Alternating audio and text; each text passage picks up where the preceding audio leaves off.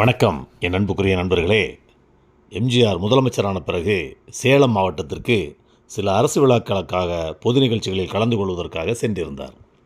அப்போது சேலம் மாவட்ட பால் பண்ணையில், அதாவது பால்வள கூட்டுறவு ஒன்றியத்தில் நடந்த ஒரு அரசு விழாவில் எம்ஜிஆர் முதல்வராக கலந்து கொண்டார்.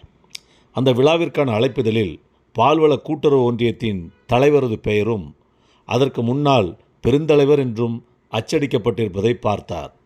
அவர் முகம் லேசாக வாடியது. அப்போதெல்லாம் ஊராட்சி ஒன்றிய சேர்மன் உள்ளிட்ட பல தலைமை பதவிகளில் இருந்தவர்கள் தங்கள் பெயருக்கு முன்னால் அப்பதவியை சுட்டி பெருந்தலைவர் என்று போட்டுக்கொள்ளும் பழக்கம் நிறைய பேரிடம் இருந்தது. இதனால் ஒவ்வொரு ஊரிலும் பல பெருந்தலைவர்கள் இருந்தார்கள். இது எம்ஜிஆர் அவர்களுக்கும் தெரியும். ஆனால் அவர் மனம் அதனை ஏற்கவில்லை. இதனால் அந்த கூட்டத்தில் பேசத் தொடங்கியதுமே எம்ஜிஆர் ஒரு அறிவிப்பை வெளியிட்டார். பெருந்தலைவர் என்றால் அது காமராஜர் மட்டுமே. பெருந்தலைவர் என்ற பட்டம் காமராஜருக்கு மட்டுமே பொருந்தும். அது அவருக்கு மட்டுமே உரியது.